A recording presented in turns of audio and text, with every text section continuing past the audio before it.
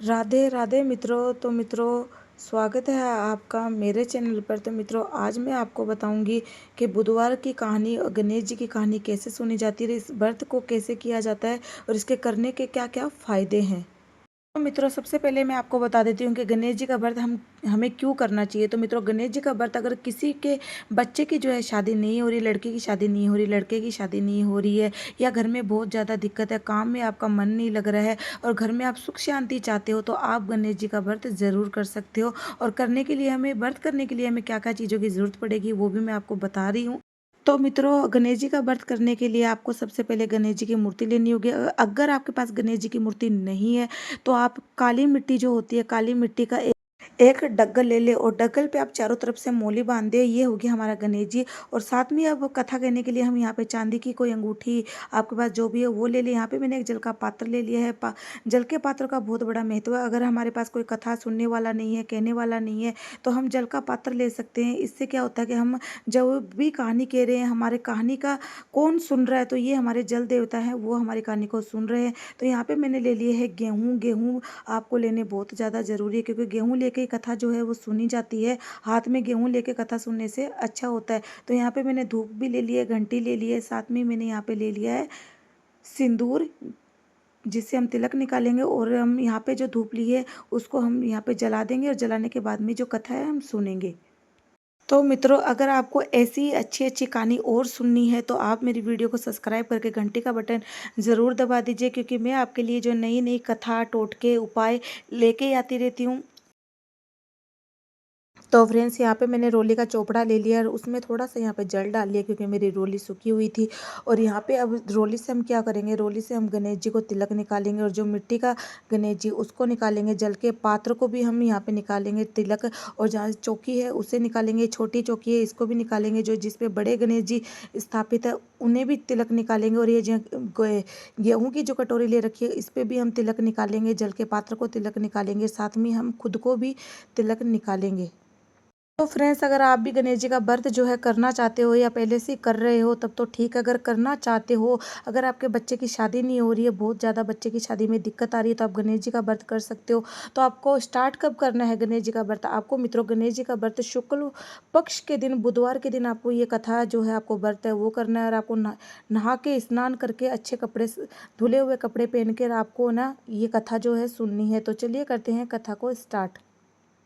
तो मित्रों, आप अगर कहानी सुन रहे हो तो आप ना हाथ में गेहूं के दाने जो हैं वो ले ले। तो ध्यान रखें कि गेहूं के दाने जो है वो आपको ज़्यादा नहीं लेने। ये बहुत ही आपके लिए काम की चीज़ है, क्योंकि इससे जो अगर आप ज़्यादा गेहूं के दाने हाथ में लेते हो तो इससे आपके जो मांगत है, यानी कि आपके जो कर्जा है वो ज़्यादा हो जाता है। तो आप ध्यान रखें कि आप 5 से 6 या 7 दाने ही ले, इससे ज़्यादा आप ना ले। और बिना गिन के ले कि आपके हाथ में 5 या 7 दाने ही आए। तो चलिए करते हैं कहानी को स्टार्ट।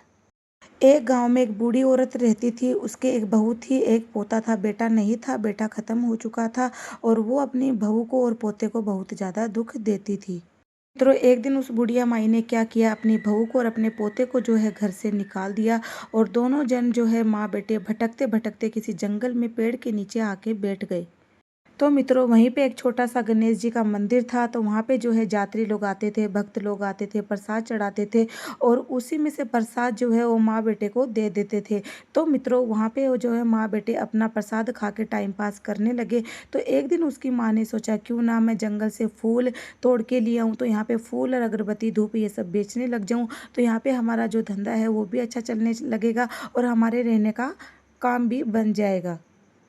तो मित्रों, वो औरत जो मालन थी वो जंगल से फूल लाती और ला के जो है बेचती, साथ में धूप अगरबत्ती भी बेचने लगी, साथ में वो प्रसाद बेचने लगी। गणेश जी की कृपा उन पे ऐसी हुई कि वो गणेश जी का मंदिर धीरे धीरे करते करते बड़ा करने लगी।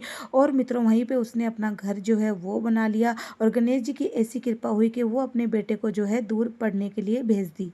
तो मित्रों, उस पर गणेश जी की कृपा ऐसी हुई कि उसने जो है नौकर चाकर रख लिए साफ सफाई के लिए, मंदिर की साफ सफाई के लिए। और खुद जो है भगवान की पूजा करने लगी, भजन करने लगी और गणेश जी की जो है अच्छे से सेवा करने लगी। तो मित्रों, जहाँ उसका मालन का बेटा पढ़ता था वहीं पे एक राजा की बेटी भी पढ़ती थी। तो राजा की बेटी को राजा मालन के बेटे से बहुत ज़्यादा प्रेम हो गया, क्योंकि वो बहुत ज़्यादा सुंदर था। तो राजा की बेटी ने प्रण ले लिया कि मैं शादी करूंगी तो इसी से करूंगी, वरना मैं कुंवारी ही रह जाऊंगी। तो मित्रों वो राजा की बेटी अपनी भाभी से जाके कहती है कि मैं तो शादी करूंगी तो इसी से करूंगी। राजा की बहुएं उसे बोली कि आप राजा की बेटी हो और ये मालन का बेटा है, ये आपकी जोड़ी कैसे जचेगी। बोले मैंने तो परण ले लिया, शादी करूंगी तो इसी से करूंगी, वरना करूंगी नहीं। तो उसकी भाभीियों ने बोला भाई आपने परण ही ले लिया है तो शादी तो करनी होगी। तो राजा की बेटी की खूब मालन के बेटे से धूमधाम से शादी कर दी और दोनों को विदा कर दिया। तो मित्रों उधर उसकी माँ जो है वो अपने मंदिर में जो है सेवा सेवा पूजा के लगी थी, भगवान की अच्छे से पूजा कर रही थी गणेश जी की।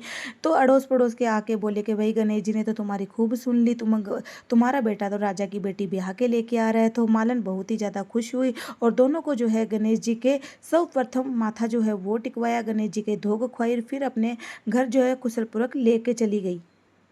तो मित्रों उधर उसकी सास जो है मालन की सास वो बहुत ही ज़्यादा और बूढ़ी हो गई थी और बहुत ही ज़्यादा तकलीफ में रहने लगी थी।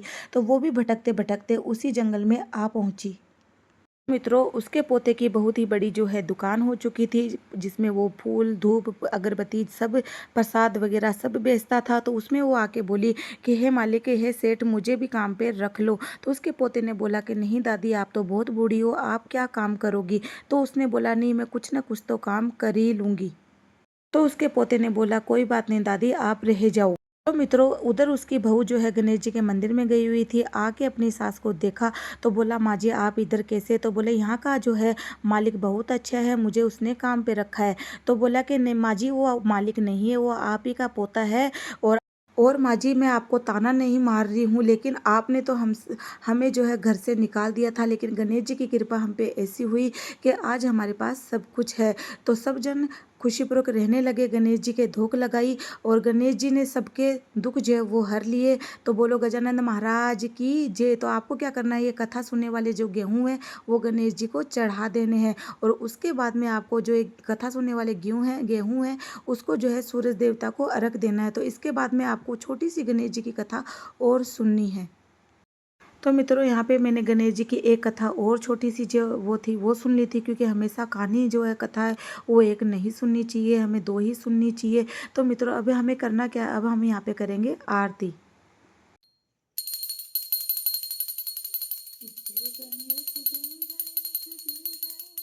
तो मित्रों अब हमें जो है कथा सुने हुए गेहूँ है वो आपको सूर्य देव को जो है अर्पित करने होंगे। चांदी के साथ में अंगूठी लेके आपको सूर्य देव को अर्पित करने होंगे। तो मित्रों कैसी लगी आपको मेरी वीडियो प्लीज़ मुझे कमेंट करके ज़रूर बताइए। वीडियो को लाइक कर दे, शेयर कर दे और कमेंट करना ना भूले। और मित्रों फिर मिलेंगे एक नई कथा के साथ, एक नए उपाय के साथ, एक नए टोटके के साथ। तब तक के लिए राधे राधे।